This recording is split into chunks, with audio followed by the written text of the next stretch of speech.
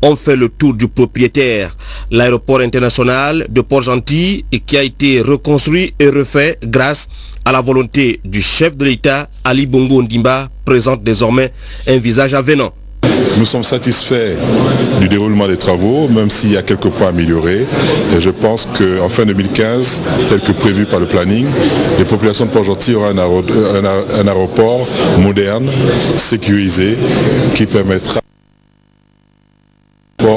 international. Nous avons visité l'aéroport de Port-Gentil avec vous. La piste a été déjà livrée selon les normes. La piste a été réceptionnée par l'ANAC. Nous avons visité aussi l'aérogare provisoire qui a quand même quelques petits problèmes, notamment les problèmes de chaleur et aussi lorsqu'on regarde comment les choses sont agencées, il y a des choses à redire.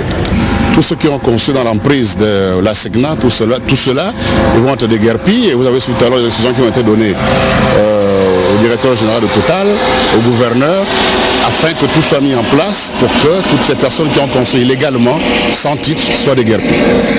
Lancés en mars 2012, ces travaux ont été réalisés par une entreprise privée suivant le concept mis en place par l'aéroport de Paris Infrastructure avec Total comme partenaire technique.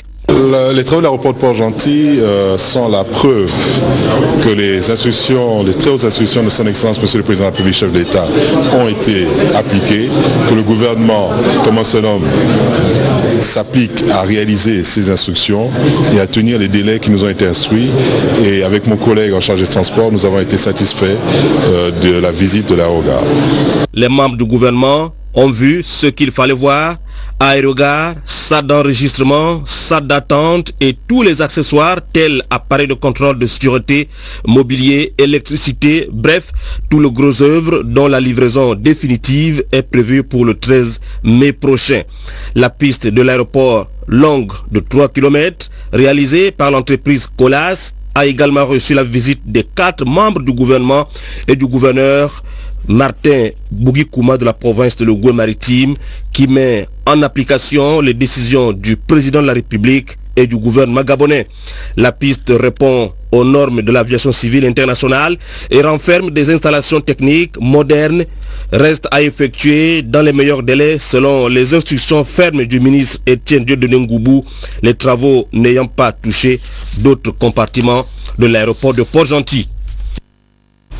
Avant de quitter la capitale économique, les membres du gouvernement, sous la conduite du ministre du pétrole, Etienne Dieudonné Ngoubou, sont allés visiter les installations de la société gabonaise de raffinage au fin de toucher du doigt les efforts consentis aujourd'hui par la société pour maintenir la production. Victor Moudunga, Chantal Maroun.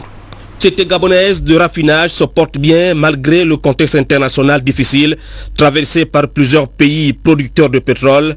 La visite du ministre du pétrole Etienne Dieudonné Ngoubou, accompagné de ses collègues membres du gouvernement et du gouverneur de la province de l'Ouest-Maritime, a permis de se rendre compte des efforts consentis par la direction générale et le personnel pour maintenir la production.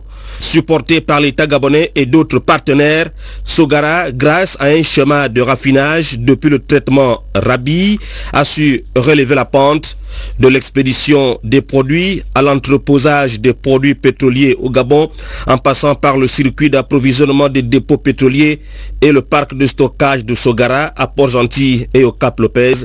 La société gabonaise de raffinage démontre aujourd'hui qu'il joue son rôle de vecteur essentiel de la politique de l'émergence chère à Ali Bongo Ondimba.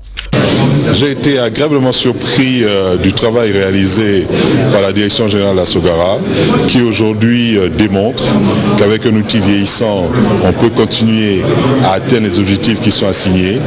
Nous avons aujourd'hui la preuve que la Sogara pourra accroître de 50% sa capacité de raffinage. Et sur ce point, je voudrais féliciter la direction générale de la Sogara et le personnel de la Sogara pour ses performances, pour ses prouesses. Et je serai l'interprète auprès du chef de son Excellence, Monsieur le Président de la République, chef de l'État, pour démontrer la volonté du personnel de Sogara à pouvoir maintenir leur outil de production. Le projet d'égoulottage conçu par Sogara pour rechercher comment peut-on augmenter les sorties de la raffinerie à un coût raisonnable a été salué par tous.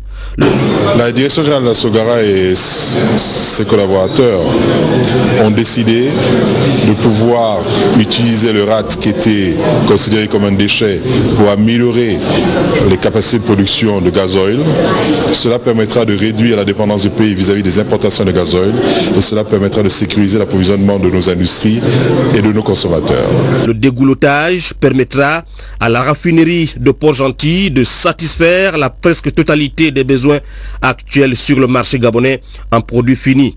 Le projet a été lancé en septembre 2012. Une première série de tests de fonctionnement réalisés a permis de conclure qu'une augmentation de 130 tonnes à 180 tonnes par heure était possible. La rencontre du ministre du Pétrole avec tous les agents de Sogara a été ici le lieu pour Étienne Dieudonné Ngoubou de transmettre à tous le message du chef de l'État.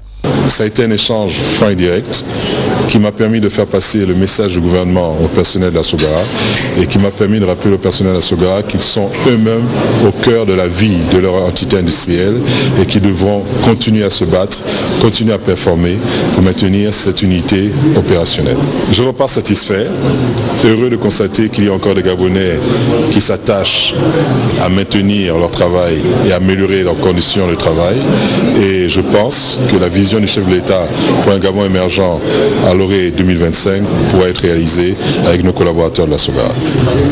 Tous et chacun doivent faire en sorte que le secteur du pétrole contribue au développement du pays en bon ingénieur et usant de toutes les techniques inhérentes à ce métier hautement stratégique.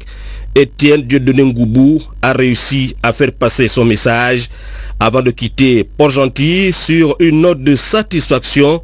Les membres du gouvernement ont été salués à leur départ par le gouverneur de la province de l'Ogooué-Maritime, Martin Bougikouma, et toute la notabilité provinciale.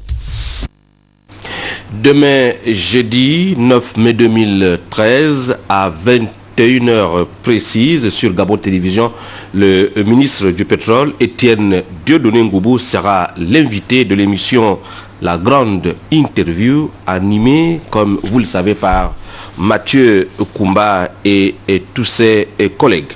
En clôturant aujourd'hui les travaux de l'atelier de restitution sur le système fiscal gabonais, séminaire organisé conjointement par le Gabon et la Banque mondiale, le ministre de l'économie, Luc Oyubi, a fait état de certains dysfonctionnements qui plombent justement ce système fiscal gabonais. Basile Buyagou Mikala, Yvette Ligou Okosa.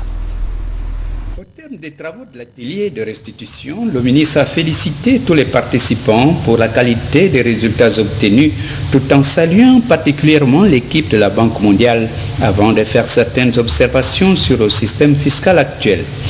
Le système fiscal de notre pays se caractérise par un régime général plutôt contraignant qui cohabite avec plusieurs régimes particuliers, parallèles, favorables, appliqués au cas par cas et qui créent des distorsions dans l'économie. Poursuivant son analyse, le ministre a mentionné certains avantages contenus dans le système fiscal. Je note également que la charge fiscale au Gabon, telle que mesurée par ces taux marginaux effectifs d'imposition sur les investissements en capital, est compétitive par rapport au continent et à un certain nombre de pays clés du reste du monde. Le même système fiscal se caractérise aussi par des dysfonctionnements. Je note enfin le niveau élevé des exonérations fiscalo-douanières et leur impact limité sur les investissements directs étrangers ainsi que sur la formation du capital fixe. Par ailleurs, le ministre a souligné la nécessité de simplifier et de moderniser encore plus les procédures fiscales et douanières de notre pays. La suite de cette session d'information avec Jean-François Ndongo, le ministre de l'Intérieur qui a dévisé ce matin avec une délégation de la société civile gabonaise. Au menu des échanges, la situation de l'introduction de la biométrie désormais dans le processus électoral gabonais. Cédric Molé Malonga, Félix Modibangoyi. Comment ça va? Le Haut Conseil des acteurs non étatiques est venu dire toute sa préoccupation au ministre de l'Intérieur quant à l'introduction des données biométriques dans le processus électoral gabonais qui tarde à s'exécuter. Convaincu que le blocage viendrait du ministère de tutelle, la société civile s'insurge contre la léthargie observée. Nous avons souhaité que le ministère de l'Intérieur nous apporte son explication sur l'authentification qui pourrait être un point d'achoppement au retard des élections que la société civile que nous représentons a dû constater à la fois par tous les acteurs qui sont ici. Nous avons rassuré aussi le ministre que nous n'avons pas de problèmes tout à fait particuliers ou personnels avec lui. C'était le ministre de la République, donc il était tout à fait normal que nous puissions aussi utiliser des mots qui fassent qu'il puisse nous recevoir. C'est pour ça que nous avons dit qu'il participait au blocage du processus électoral au même titre que les acteurs politiques qui commencent à évoquer une question qui ne fait pas partie de la loi.